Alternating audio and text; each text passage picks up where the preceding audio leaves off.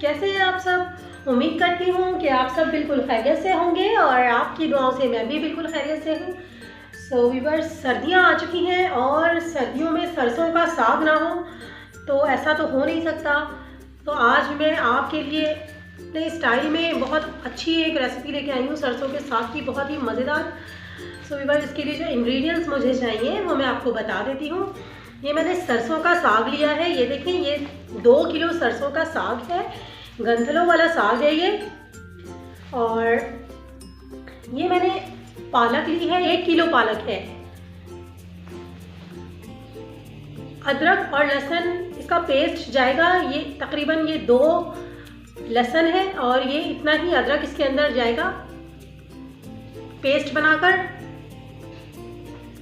हरी मिर्चें हैं, 200 ग्राम हरी मिर्चें इसके अंदर जाएंगी। नमक जाएगा हिस्बे ज़रूरत। और ये देसी घी है, तकरीबन 1 पाव देसी घी इसमें जाएगा। सो व्यूअर्स, चलते हैं अब हम रेसिपी की तरफ। लेकिन इससे पहले मैं इसे अच्छी तरह पहले साफ करके इसे काट लूँगी, फिर उसके बाद इसे वॉश करके फिर हम इसे पकाएंगे। तो इसके कटिंग करने का तरीका भी मैं आपको बता दूँ कि सरसों का साग कटिंग करने के लिए पहले ये जो लीफ है इसको इस तरह मैंने निकालना है और इसी तरह मैंने इसके सारे पत्ते इस तरह निकालने हैं। ये वाली एक्स्ट्रा डंडियाँ नहीं निकालनी, इस तरह से ऐसे। ये जो बारीक वाला जो पार्ट है ना, ये बारीक वाली जो डंडियाँ हैं, ये आपने बिल्कुल भी नहीं लेनी, आपने इसके पत्ते लेने हैं सिर्फ इस तरह। और व्यूअर्स, ये जो मोटी वाली डंडी होती है ना सरसों के साग में, इसको हमने इस तरह छील लेना है, इनकी कुछ डंडियों को, क्योंकि जब तक इनकी डंडियाँ इसमें नहीं पकेंगी मज़ेदार नहीं बनेगा हमारा साग। तो इस तरह हमने सारी डंडियों को इस तरह छील लेना है। छीलने के बाद हम इसे इस तरह कटिंग कर लेंगे, इस तरह। ये देखें, ये आसानी के साथ हम इसे छील सकते हैं। इस तरह हम छील के इसे आसानी से इतना कटिंग कर लेंगे, इतने बड़े बड़े से पीस। सारी डंडियों को कटिंग नहीं करना, इसमें से बस कुछ डंडियाँ लेनी हैं इस तरह।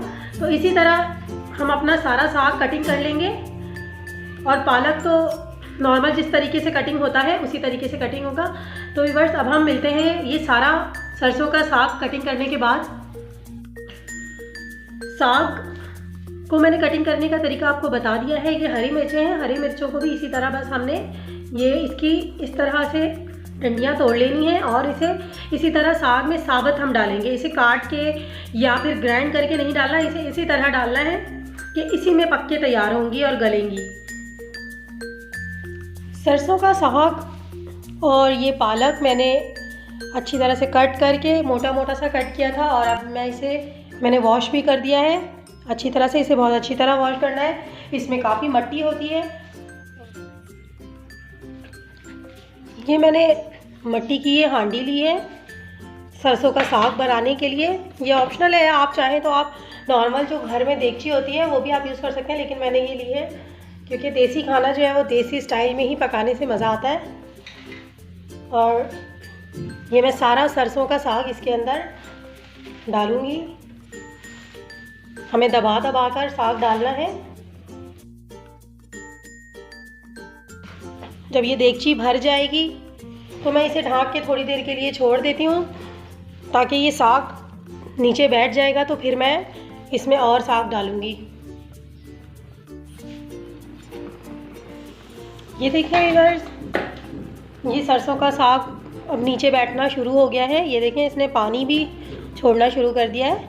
अब मैं इसके अंदर साग ऐड करूँगी।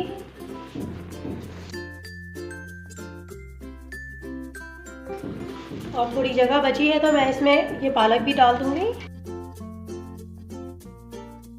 अब इसके बाद ये देखें, ये पूरा भर चुका है। तो अब मैं इसे दोबारा से ढाँप देती हूँ। ये पालक थोड़ी और नीचे बैठ जाएगी तो फिर मैं और सारी पालक इसमें डाल दूँगी।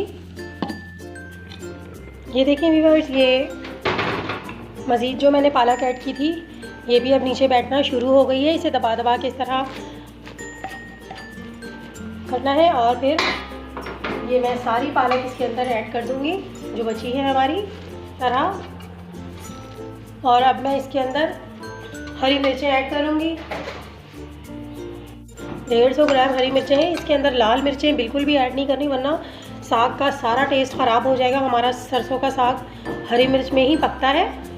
और फिर ये थोड़ा सा, ये 7-8 कलियाँ मैंने लहसुन की ली हैं, ये इसमें जाएंगी।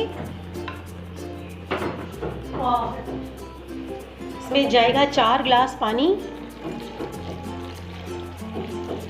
ये मैंने पानी मेजर करके रख लिया था। 4 गिलास पानी इसके अंदर ऐड करके अब हम इसे 3 घंटे के लिए इसी तरह बिल्कुल लो फ्लेम पर पकने देंगे।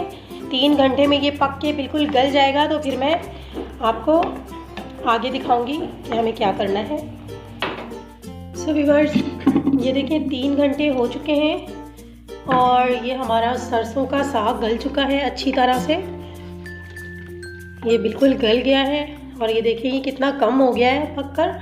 सो अब मैं इसकी घुटाई करूँगी अच्छे तरीके से। ये मेरे पास ये घोटा है, इससे मैं इसकी घुटाई करूँगी।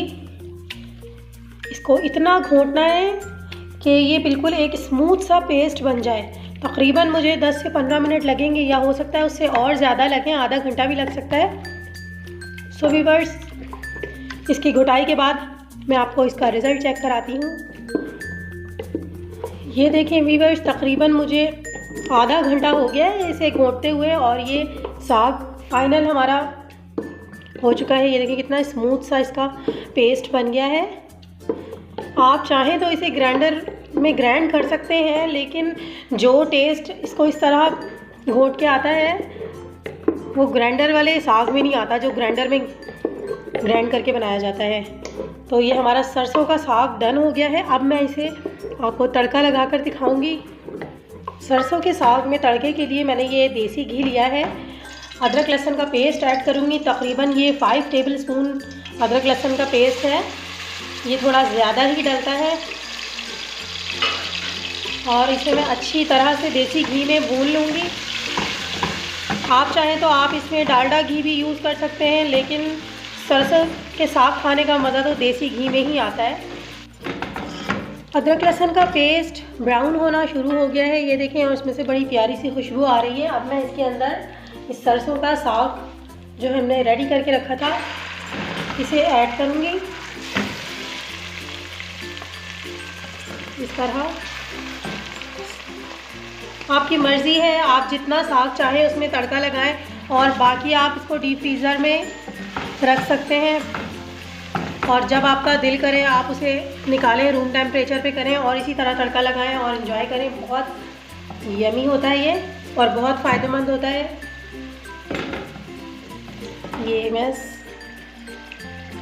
सारा मैंने सरसों का साग इसमें डाल दिया है और अब मैं इसे 10 मिनट तक लो फ्लेम पर इसी तरह पकाऊंगी। इस स्टेज पर जाकर मैं इसमें सॉल्ट ऐड करूंगी। ये आप अपने टेस्ट के मुताबिक इसमें सॉल्ट ऐड कीजिएगा। 10 मिनट हो चुके हैं मुझे सरसों का साग पकाते हुए और ये बिल्कुल रेडी हो गया है। अब मैं इसका फ्लेम ऑफ कर दूंगी चूल्हे का। बिल्कुल रेडी है, बहुत ही मज़ेदार सी खुशबू आ रही है। और अब मैं इसमें थोड़ा सा ये देसी घी भी ऐड करूँगी। इससे बहुत अच्छा फ्लेवर आता है सरसों के साग का। अब आपको मैं इसे डिश आउट करके भी दिखाती हूँ। इसे थोड़ी देर ढक देंगे ताकि हमारा घी मेल्ट हो जाए और अब मैं इसे डिश आउट करके दिखाऊंगी।